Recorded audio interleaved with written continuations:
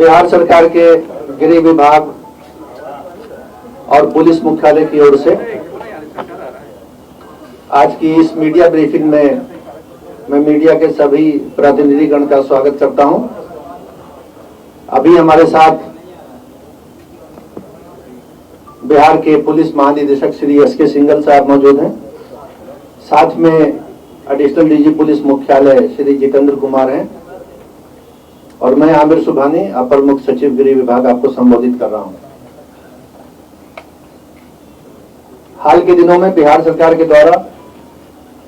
कुछ आदेश निर्गत किए गए हैं, उनकी व्याख्या आपके समक्ष करनी है। पहला आदेश जो गृह विभाग ने निर्गत किया है वो 25 जनवरी 2021 का है। इसका लेटर नंबर है 29, 25 जनवरी का, और इसका विषय है विभिन्न सरकारी विभागों, निगमों, निकायों में संविदा या ठेका पर काम लेने हेतु चरित्र सत्यापन की अनिवार्यता के संबंध में। यानी गवर्नमेंट के डिपार्टमेंट जो ठेका लेते हैं, टेंडर करके कोई काम अलॉट करते हैं, तो काम लेने वाले व्यक्ति को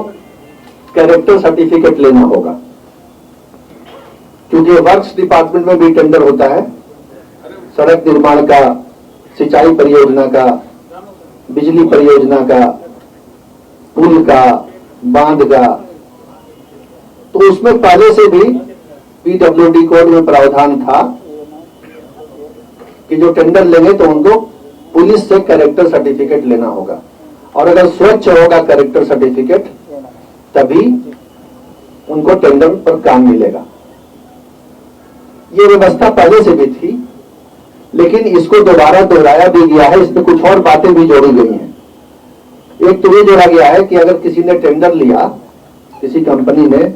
किसी ठेकेदार ने, और टेंडर की शर्तों के अधीन वो उस काम को सब कॉन्ट्रैक्टिंग कर सकता है, काम का कोई एक हिस्सा वो दूसरे किसी को दे सकता है, किसी दूसरी फर्म को या व्यक्ति को।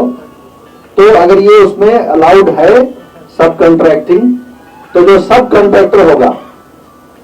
उसको भी चरित्र प्रमाण पत्र लेना होगा। ये प्रावधान किया गया है, और इसका उद्देश्य यह है कि जो अपराधी तत्व हैं, क्रिमिनल्स हैं, हिस्ट्री शीटर्स हैं, कानून तोड़ने वाले हैं, वो सरकारी ठेका और टेंडर लेने से वर्जित हो जाएं, बैंड हो जाएं। और इस बारे में जो कैरेक्टर सर्टिफिकेट देने का पुलिस से जो सिस्टम था, उसको डीजीपी साहब ने मजबूत किया है, आंतरिक आदेश निकाल के पुलिस मुख्यालय से, जिसके बारे में डीजीपी साहब बताएंगे कि पहले से जो व्यवस्था चली आ रही थी उसको दोबारा रिव्यू किया गया है, और यह देखा गया है कि किसी भी परिस्थिति में कोई ऐसा व्यक्ति टेंडर न ले जो क्रिमिनल एलिमेंट्स हो। साथ ही एक और शर्त लगाई गई है कि अगर टेंडर लेने के बाद कोई ऐसा काम कर रहे हैं वो आदमी या कंपनी जिसको टेंडर मिला है, जिसमें पब्लिक कॉन्टैक्ट है, आम जनता से उसमें हर वक्त व्यवहार हो रहा है। उदाहरण स्वरूप, मिसाल के तौर पर, बस स्टैंड का ठेका लेते हैं, हाट बाजार का लेते हैं, नाव घाट का लेते हैं, पार्किंग स्थल का लेते हैं, तो वहां यह है कि जिसने ठेका लिया उसको तो कैरेक्टर सर्टिफिकेट लेना ही होगा, वो तो हो गई बात, प्रावधान है। लेकिन वो जो स्टाफ लगाएंगे, जो पार्किंग का टिकट काट रहे हैं, या बसों से कोई शुल्क ले रहे हैं,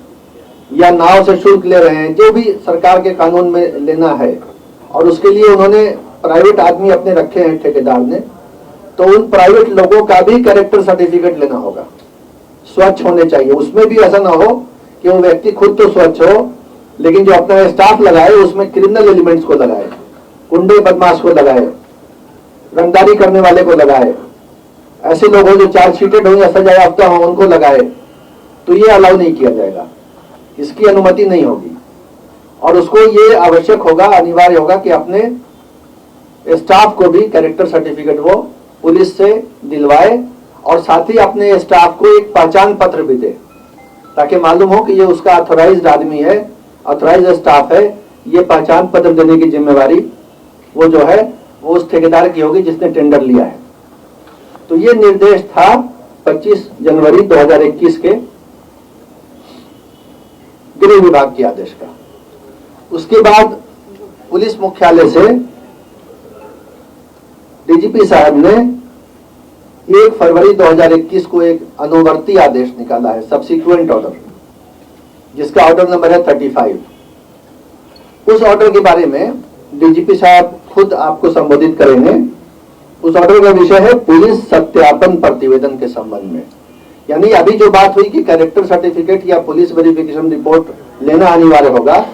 वो कैसे दिया जाएगा, किन बातों को देख करके दिया जाएगा और किस तरह से दिया जाएगा, उसके बारे में डीजीपी साहब आपको बताएंगे।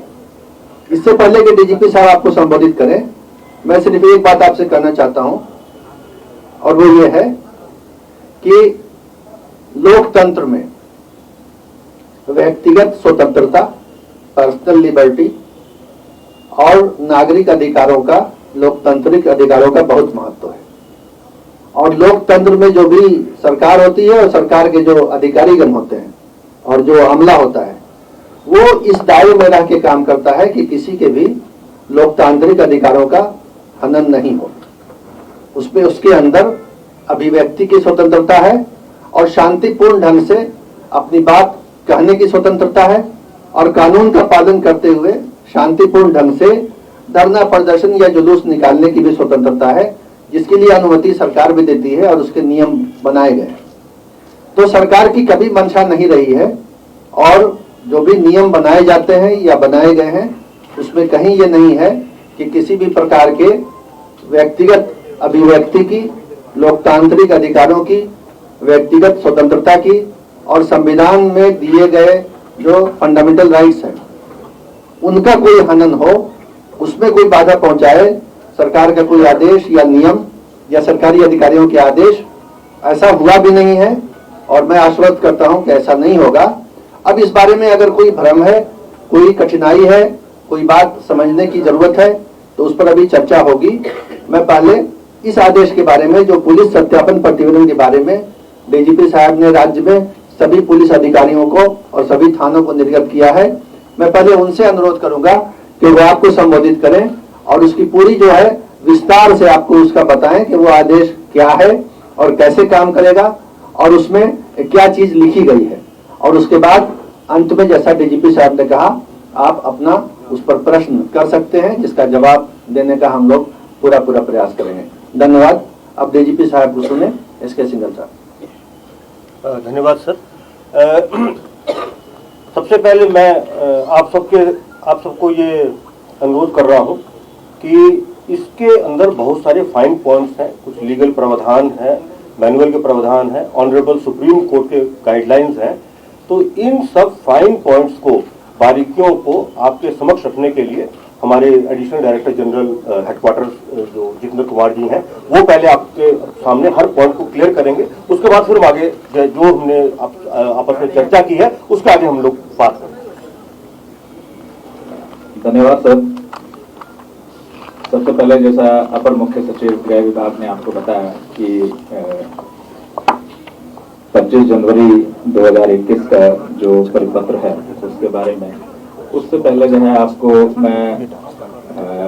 सामान्य प्रशासन विभाग के 2006 और 2020 के पत्रों के बारे में भी जो है मैं आपको बता दूं, जिसमें ये अनिवार्यता है कि सरकारी नौकरी के लिए पूर्व चरित्र सत्यापन, पुलिस वेरिफिकेशन होना आवश्यक है। 2006 में ये रखा गया था कि जो भी कोई सरकारी नौकरी करेंगे उनका पुलिस वेरिफिकेशन होगा। फिर 2020 में, जुलाई 2020 में माननीय उच्चतम न्यायालय के सिविल अपील संख्या 18798/2017 अवतार सिंह बनाम भारत संघ एवं अन्य में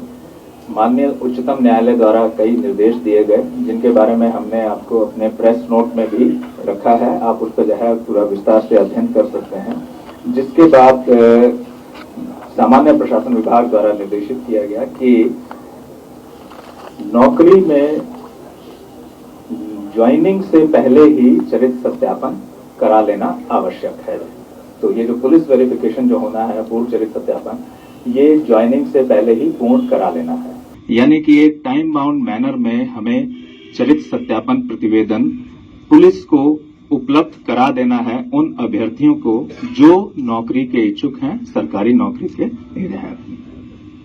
इसीलिए ये आदेश जो पुलिस मुख्यालय से निर्गत हुआ, जो ये टाइम बाउंड मैनर में उपलब्ध कराना है और ठेके आदि में भी जो है अनिवार्यता रखी गई है, इसीलिए जो है एक टाइम बाउंड मैनर में उपलब्ध कराने के लिए पुलिस मुख्यालय द्वारा आदेश निर्गत किया गया, ताकि जो अभ्यर्थी हैं उनको अनावश्यक विलंब ना हो और उनको ससमय ये सत्यापन प्रतिवेदन मिल जाए।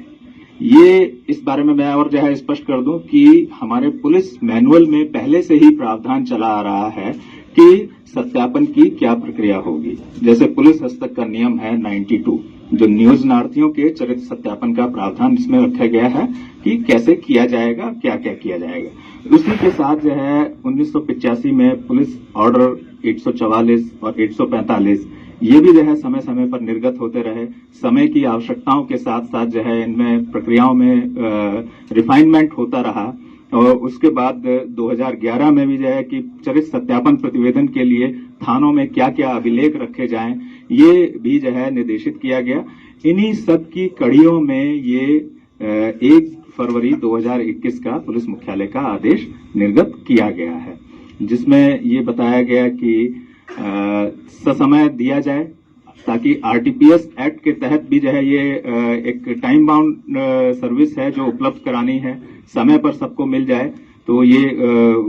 उसको जो है प्रावधान किया गया कि समय पर ये उपलब्ध करा दी जाए और उसमें क्या क्या सूचनाएं रहेंगी इनके बारे में भी स्पष्ट किया गया।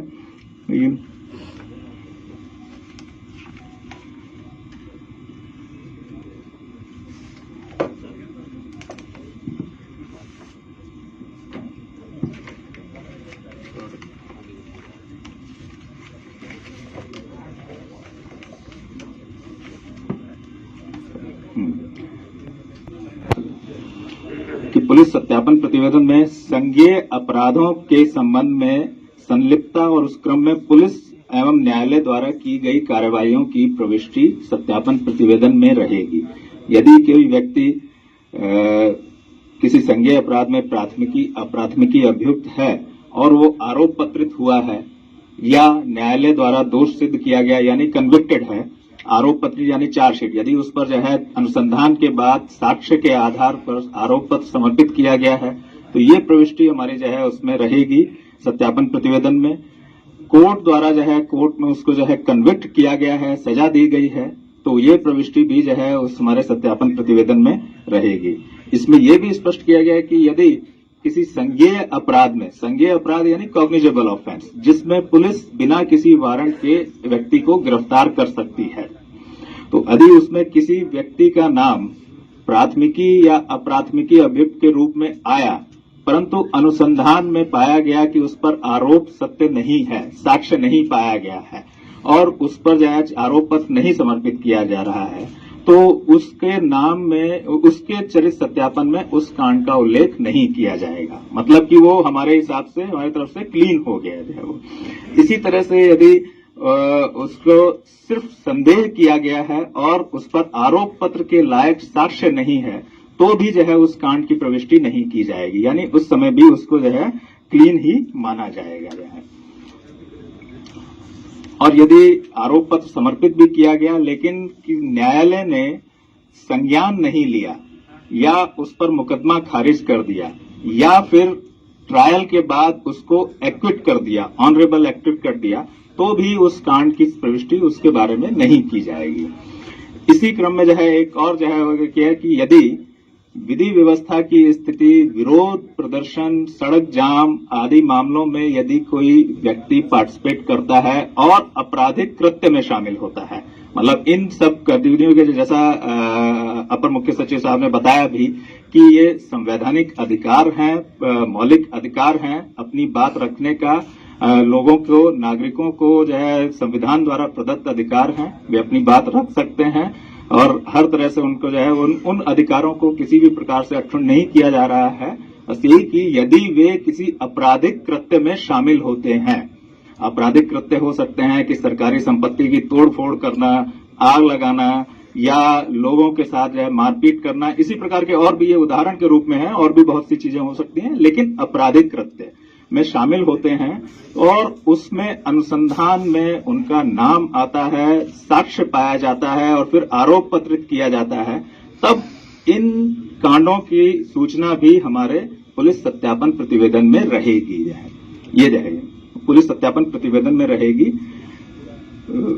पुलिस सत्यापन प्रतिवेदन में इन सूचनाओं को भी रखा जाएगा। इसलिए कहने का मतलब यह है कि यदि किसी व्यक्ति ने कोई संज्ञेय अपराध किया है किसी भी प्रकार का और उसमें वो आरोप पत्रित हुआ हो या न्यायालय द्वारा दोष सिद्ध किया गया हो, वैसी प्रविष्टियां हमारे पुलिस सत्यापन प्रतिवेदन में रखी जाएंगी। धन्यवाद।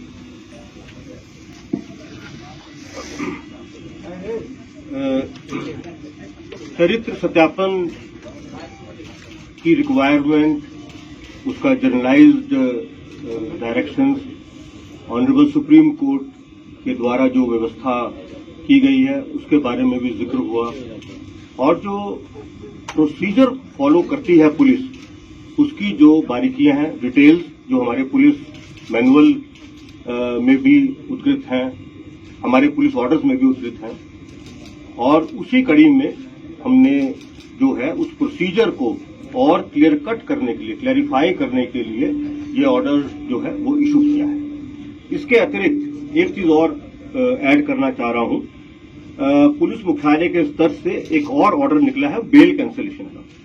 तो बेल कैंसिलेशन का जो प्रक्रिया है उस प्रक्रिया को किस तरह से उपयोग में लाना है हमारे अपने अधीनस्थों द्वारा, पुलिस के तंत्र द्वारा, उसका विस्तृत जो चर्चा है वो चर्चा करके सबको डायरेक्शन इशू की गई है, और उन डायरेक्शंस में यह भी बताया गया है कि किन किन परिस्थितियों में किस किस तरह के क्रियाकलाप में जब कोई जमानत पे आया हुआ व्यक्ति इंडल्ज करेगा तो उसके जमानत के रद्दीकरण का प्रस्ताव दिया जाएगा और किस तरह से वो उसका प्रोसीजर फॉलो होगा, उसका एक अलग से भी आदेश निकला हुआ है। मैं समझता हूं कि हमारे एडिशनल चीफ सेक्रेटरी साहब होम और हमारे एडिशनल डायरेक्टर जनरल हेडक्वार्टर्स ने जो मूल आज के दो बिंदु थे उस पर बहुत विस्तार से अपनी बात भी कही है, और जो उसके क्लैरिफिकेशन संभव थे, जो कुछ भ्रांति यहां देखने को मिली थी, उन भ्रांतियों का भी उत्तर देने का प्रयास किया है।